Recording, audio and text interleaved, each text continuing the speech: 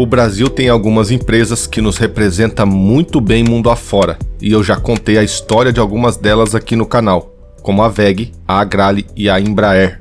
E com mais de 70 anos de atuação aqui no Brasil, a Randon está na cadeia do escoamento e logística do agronegócio nacional. A empresa produz carretas e semi-reboques, utilizados no transporte de grãos e proteína animal, além de fornecer autopeças como freios, suspensão e eixos para os fabricantes de cavalos mecânicos como a Scania, Mercedes e a Volvo. Uma empresa 100% brasileira que, para chegar ao patamar de multinacional em que está hoje, ela teve que se reinventar nas crises do Brasil e inovar no mercado.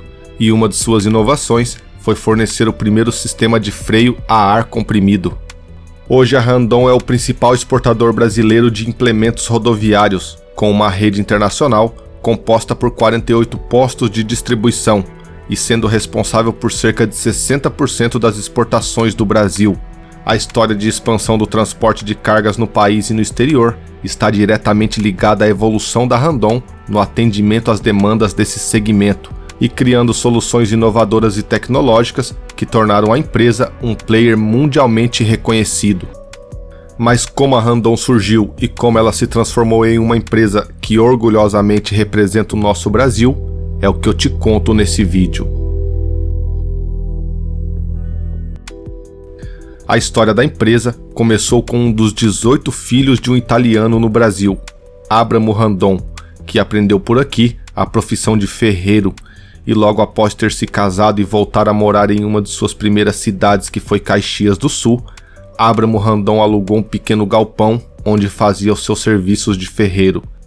Em seguida, um de seus filhos passou a trabalhar com o pai, Raul Randon, e não demorou muito para vir também o seu irmão, Hercílio Randon, que ainda menino já havia aprendido a profissão de mecânico, e agora pai e filhos trabalhando juntos, eles faziam de tudo, desde consertos a motores até as prensas.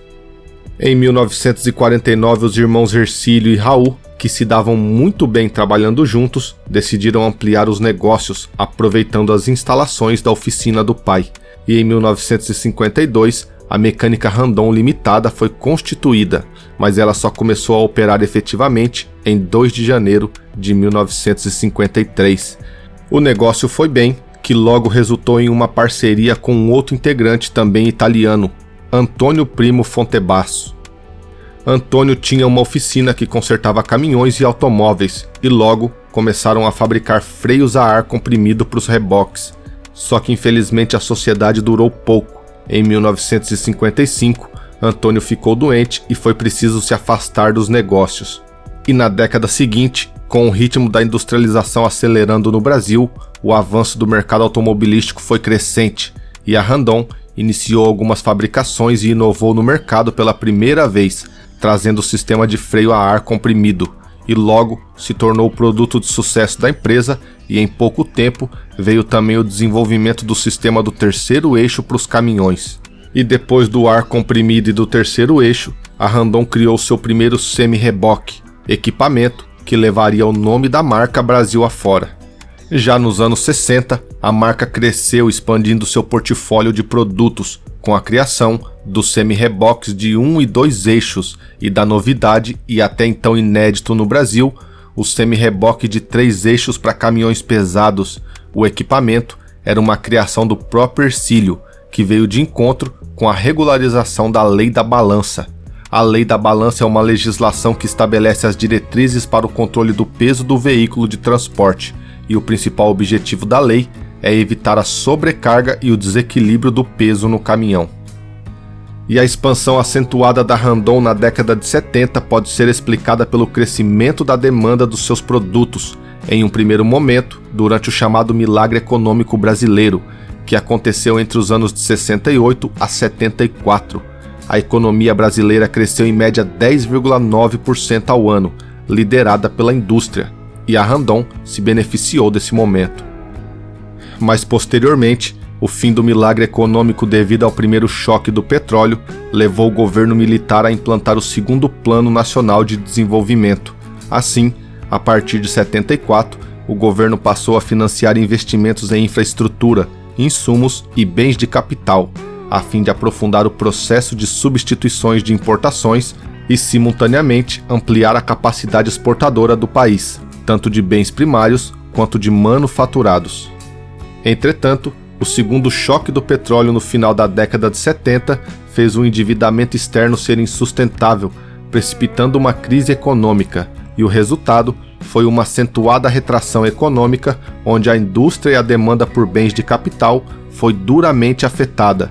No entanto, a ênfase nas exportações se manteve. E a crise afetou muito o Grupo Randon por duas vezes. A primeira é que o portfólio baseado em implementos rodoviários e veículos especiais tem uma demanda diretamente relacionada ao crescimento econômico. E a segunda é que a empresa realizou muitos investimentos, se preparando para atender uma expansão de demanda que não se efetivou. Mas mesmo em meio às crises, em 74, após comprar a tecnologia de uma empresa sueca, a Randon se tornou a primeira indústria 100% nacional a fabricar veículos automotores no sul do país. E em 1975, a empresa passou a se chamar Randon Veículos e Implementos, e ampliando a sua gama de produtos com a abertura para o mercado externo e a busca por tecnologia e a modernização dos processos produtivos simultaneamente, a empresa teve como resultado uma série de novos produtos, como o semi-rebox carrega tudo para cargas indivisíveis até 35 toneladas, o semi-reboque basculante com giro de 90 graus, caminhões fora da estrada, semi-reboque hidráulicos e o semi-reboque frigorífico isotérmico. E ainda no mercado externo, a Randon venceu em 77 os maiores fabricantes de implementos rodoviários do mundo para fornecer mais de 1.000 semi-reboques para a Argélia, no valor de 11 milhões de dólares, com o apoio do Banco do Brasil, que adiantou 5 milhões de dólares para a empresa, e esses recursos ajudaram a mitigar as dificuldades financeiras nos anos seguintes, mas mesmo assim, no começo da década de 80, os juros subiram, o endividamento cresceu e o mercado retraiu, obrigando a Randon a pedir concordata preventiva em 82. E depois de ter aberto o processo de concordata preventiva, que é uma forma da empresa não chegar à falência, a situação ficou delicada. Porém, o empenho dos seus líderes e com o mercado africano, em especial a Argélia, demandando mais carretas, em novembro de 84, a exatos um mês antes do prazo da concordata, a Randon pagava a sua última parcela, colocando um ponto final nessa situação.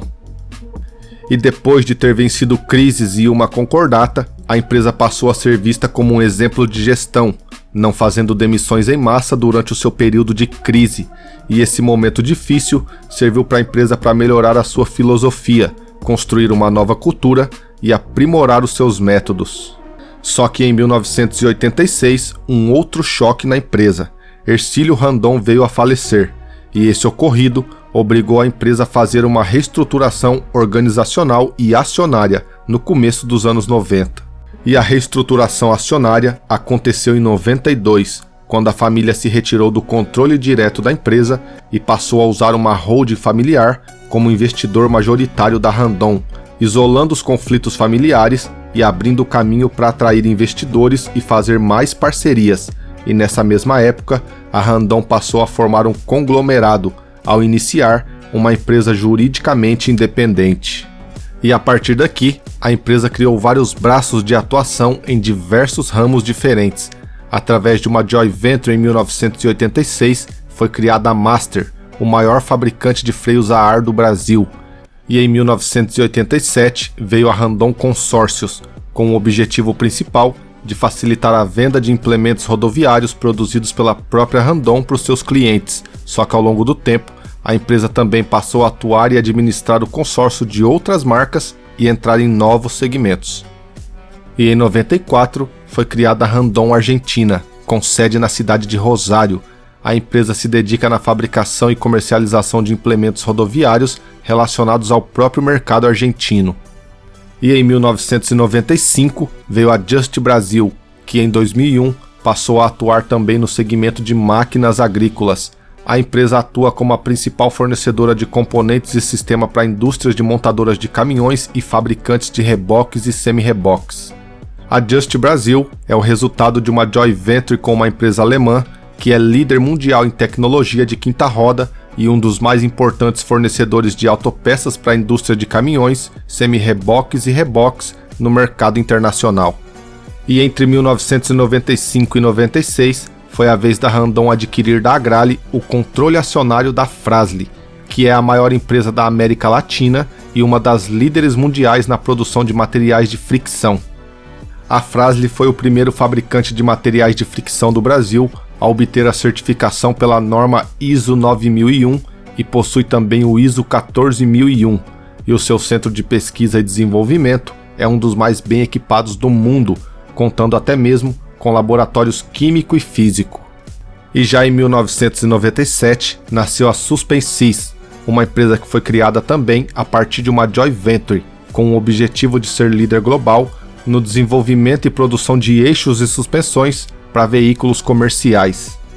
E a Castertech em 2006 é uma das últimas empresas do grupo Randon. A empresa tem capacidade de processar anualmente 30 mil toneladas de peças fundidas em ferro, que é destinada às empresas do conglomerado, o suficiente para suprir pouco menos da metade da sua própria demanda. E com isso, percebemos que a capacidade dos irmãos Randon em transformarem as habilidades e o conhecimento adquirido ainda na juventude para produzir equipamentos diferenciados e com vantagens competitivas sobre as concorrentes foi impressionante. E mais tarde, à medida em que a empresa crescia, esses conhecimentos foram fundamentais para diferenciar a Randon das demais indústrias de implementos rodoviários. E é impressionante ver como a Randon iniciou as exportações nos países vizinhos e logo em seguida chegou a um estágio mais avançado na ocupação dos mercados maduros, como a América do Norte e a Europa, não só com filiais comerciais, mas também com plantas industriais, e a formação de um conselho familiar para não deixar as questões da família não interferirem no dia a dia da gestão dos negócios foi muito importante para o crescimento da empresa.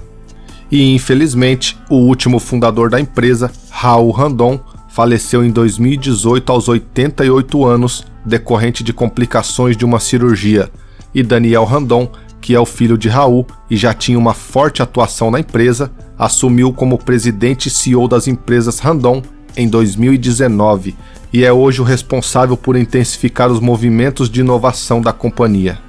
E o resultado do trabalho da nova gestão foi que as empresas da Randon encerraram 2021 com resultados recordes na história da companhia. A receita líquida desse ano registrou um crescimento de 67% comparado a 2020, um faturamento de 9,1 bilhões de reais, e o lucro líquido ficou em 697,9 milhões de reais em 2021, 5% superior ao ano anterior. E com esses resultados, a empresa segue investindo forte em pesquisa e desenvolvimento, o que mostra continuar sendo uma empresa promissora para o futuro. Mas agora me conta aqui nos comentários o que você achou dessa história e o que acha da Randon. E eu sou o William do canal Documentariando. Aqui eu analiso as informações, observo os fatos e através dos assuntos eu crio uma história em forma de um mini documentário. E nesse exato momento tá aparecendo aí na sua tela outros 2 vídeos que eu fiz para você, e qualquer um deles que você escolher, com certeza você vai gostar. Aperte em um deles aí e nós nos vemos lá em alguns segundos. E por esse vídeo é isso. Um grande abraço e até mais.